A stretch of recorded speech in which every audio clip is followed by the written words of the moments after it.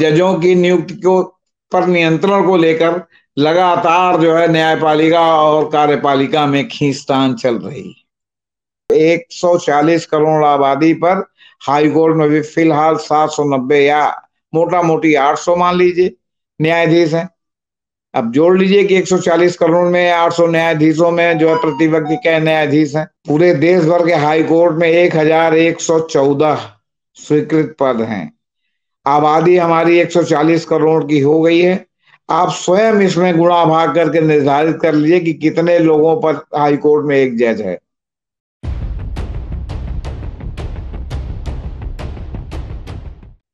अंबेडकर नामा पर आपका स्वागत है।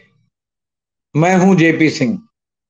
दोस्तों, हमारे देश में लंबित मुकदमों की पहाड़ जैसी संख्या पर लगातार चर्चा होती रहती है।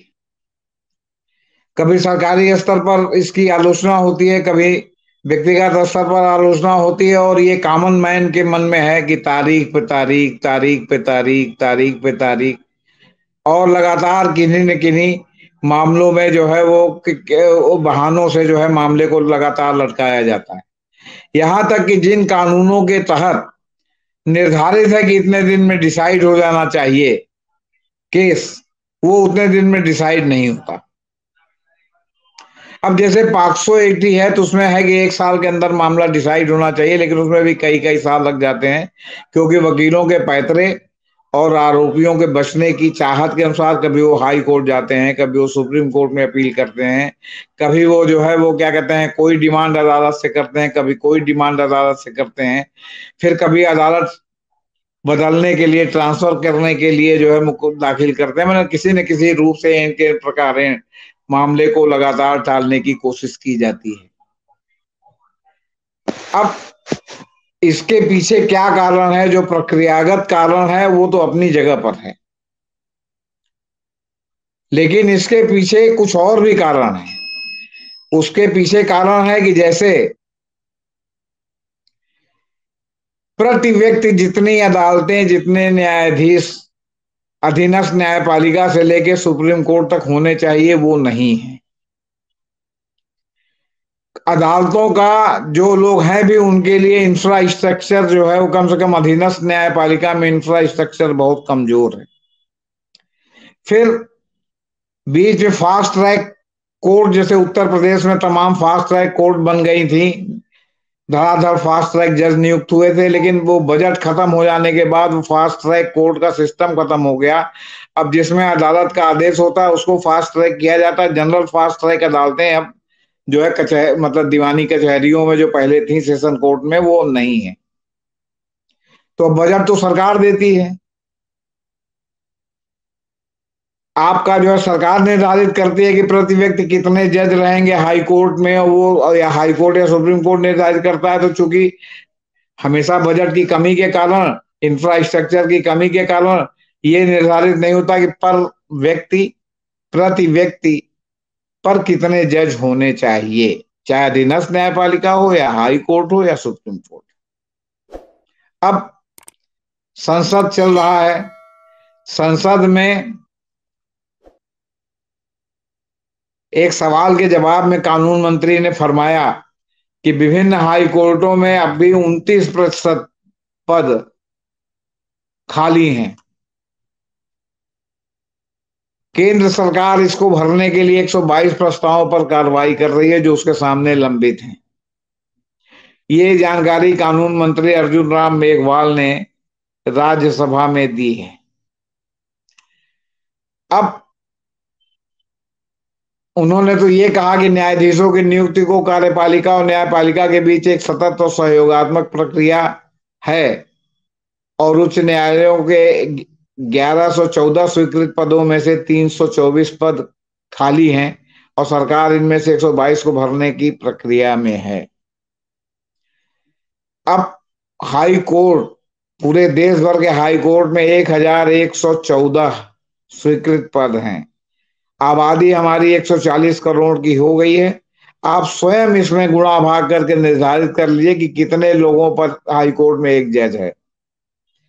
और इसी तरह आपको जो है अधीनस्थ न्यायपालिका में भी पता चल जाएगा। और आपके 33 लोगों की कोर्ट सुप्रीम कोर्ट है, जो 1,40,00,000 लोगों को 140 नहीं सॉरी 140 करोड़ लोगों के लिए 33 जज हैं टोटल। आप इसी से समझ लीजिए कि केस कैसे डिसाइड होगा, क्या होगा। फिर उनकी छुट्टियां हैं, उनके बैठने का समय है, सब बहुत सी बातें हैं, जो बहुत सी बातें आदर्श स्थिति को ध्यान में रखते हुए जो है मतलब संविधान में निर्धारित की गई थी, लेकिन वो आदर्श स्थिति है नहीं, हकीकत ये है। तो अब सवाल है कि 122 प्रक्रिया में है। न्यायपालिका में रिक्तियों पर कांग्रेस सांसद शक्ति सिंह गोहिल ने सवाल पूछा था।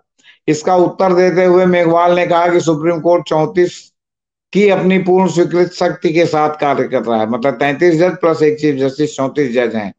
उन्होंने राज्यसभा को बताया कि उच्च न्यायालयों के संबंध में 1114 न्यायाधीशों की स्वीकृत शक्ति के मुकाबले 790 न्यायाधीश अभी कार्यरत हैं, मतलब 140 करोड़ आबादी पर हाईकोर्ट में भी फिलहाल 790 या मोटा मोटी 800 मान लीजिए न्यायाधीश हैं। अब जोड़ लीजिए कि 140 करोड़ में 800 न्यायाधीशों में जो है प्रति व्यक्ति क्या न्यायाधीश हैं। न्यायाधीशों के 324 पद रिक्त हैं। उन्होंने कहा कि इस साल विभिन्न हाईकोर्ट कॉलेजियम के कुल 292 प्रस्तावों में से 110 न्यायाधीशों की नियुक्ति की गई थी। 60 सिफारिशें सुप्रीम कोर्ट कॉलेजियम की सलाह पर उच्च न्यायालयों को भेजी गई थी। वहीं 4 दिसंबर तक 122 प्रस्ताव प्रक्रिया में हैं। उन्होंने कहा कि शेष रिक्तियों के लिए सरकार को अभी तक संबंधित हाईकोर्ट कॉलेजियम से सिफारिशें नहीं प्राप्त हुई हैं। दरअसल हाईकोर्ट कॉलेजियम सिफारिशें सुप्रीम कोर्ट को भेजता है, फिर सुप्रीम कोर्ट कॉलेजियम उस पर मोहर लगाकर उसको जो है सरकार के पास भेजती है। अपने लिखित उत्तर में मेघवाल साहब ने कहा कि न्यायाधीशों की नियुक्ति को कार्यपालिका और न्यायपालिका के बीच एक सतत और सहयोगात्मक प्रक्रिया है। उच्च न्यायालय के मुख्य न्यायाधीश को 6 महीने पहले हाईकोर्ट न्यायाधीश के रिक्त को भरने के लिए प्रस्ताव शुरू करना आवश्यक होता है। हालांकि अक्सर इस समय सीमा का उच्च न्यायालयों द्वारा पालन नहीं किया जाता। इसके पीछे एक और भी बहुत व्यवहारिक कारण है। अब हो गया है कि सारे उच्च न्यायालयों में बाहर के न्यायाधीश जो है चीफ जस्टिस रहेंगे। तो जो बाहर का न्यायाधीश चीफ जस्टिस बन के आता है, वो जो वकीलों से न्याय हाईकोर्ट में डायरेक्ट नियुक्तियां होती हैं, उनके चयन में उसको थोड़ी दिक्कत होती है, क्योंकि सबके बारे में जानता नहीं रहता। और उस समय अगर वो पद खाली होने वाले हों तो उसमें नाम भरने के लिए उसको अपने सहयोगी ब्रदर जजों पर निर्भर करना पड़ता है। तो उसमें अक्सर गलत नामों का भी जो है उसकी संस्तुति हो जाती है। उसके बाद तमाम प्रक्रियाएं हैं। अब उच्च न्यायालय कॉलेजियम द्वारा अनुशंसित सभी नाम सरकारों के विचारों के साथ सलाह के लिए सुप्रीम कोर्ट कॉलेजियम को भेजे जाते हैं। हालांकि सरकार केवल उन्हीं व्यक्तियों को उच्च न्यायालयों के न्यायाधीशों के रूप में नियुक्त करती है जिनकी सिफारिश सुप्रीम कोर्ट कॉलेजियम द्वारा की जाती है। जजों की कमी के कारण मुकदमे पेंडिंग रहते हैं। देश में जजों की कमी विभिन्न अदालतों में लगातार बनी रहती है। लंबे समय के बाद सुप्रीम कोर्ट के जजों के सभी रिक्त पद भरे गए हैं, जबकि देश के विभिन्न हाई कोर्टों में अब भी 29% पद खाली हैं। निचली अदालतों में भी बड़ी संख्या में न्यायाधीशों के पद रिक्त हैं। जज के पद रिक्त होने के कारण केसों की सुनवाई में लंबा समय लग जाता है। काफी संख्या में ऐसे केस देश के विभिन्न अदालतों में लंबित हैं जो दशकों पुराने हैं। देश की अलग अलग अदालतों में एक मोटे अनुमान के अनुसार कभी करीब 5 करोड़ केस ऐसे हैं जिस पर फैसला आना बाकी है। जज की कमी के कारण अदालतों में केस वर्षों तक लटके रहते हैं। अब एक ट्रिब्यूनल के प्रोग्राम में chief justice of India DY Chandrachud गए थे और उन्होंने उसको संबोधित करते हुए कहा कि ट्रिब्यूनलों की रिक्तियां लंबे समय तक लंबित रखी जाती, मतलब ट्रिब्यूनल भी पूरी शक्ति से काम नहीं कर रहे हैं और जजों की नियुक्ति को पर नियंत्रण को लेकर लगातार जो है न्यायपालिका और कार्यपालिका में खींचतान चल रही है। उन्होंने तो यहां तक कहा कि हम खुद से पूछते हैं कि क्या हमें इतने सारे ट्रिब्यूनल गठित करने चाहिए थे, चूंकि आपको जज नहीं मिलते हैं और जब जज मिलते हैं तो रिक्तियां लंबे समय तक खाली रहती हैं। न्यायाधीशों की नियुक्ति पर नियंत्रण कौन करेगा, इसको लेकर खींचतान है। हालांकि उन्होंने कहा कि कैट ने बहुत अच्छा काम किया है और न्याय वितरण में तेजी लाने में इसका योगदान है।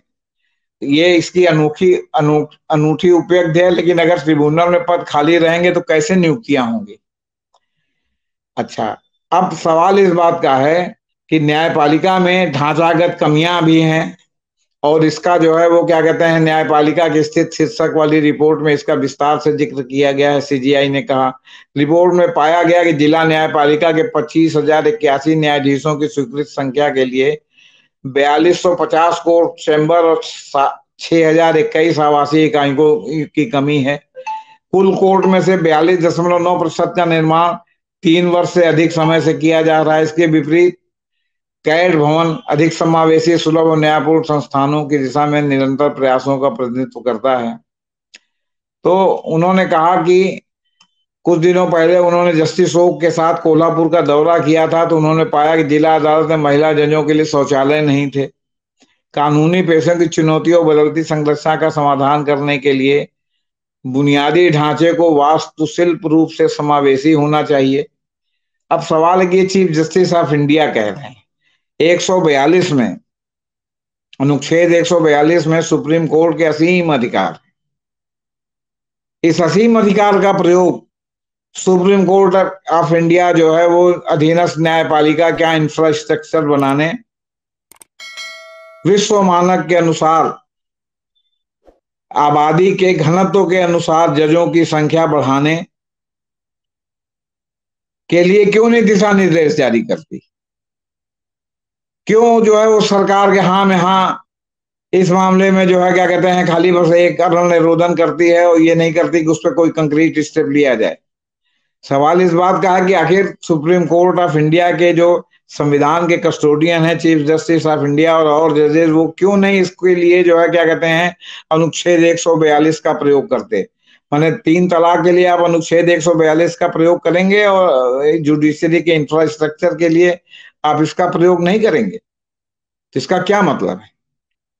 तो ये वस्तु स्थिति हमारे यहाँ न्याय और कोर्ट की है।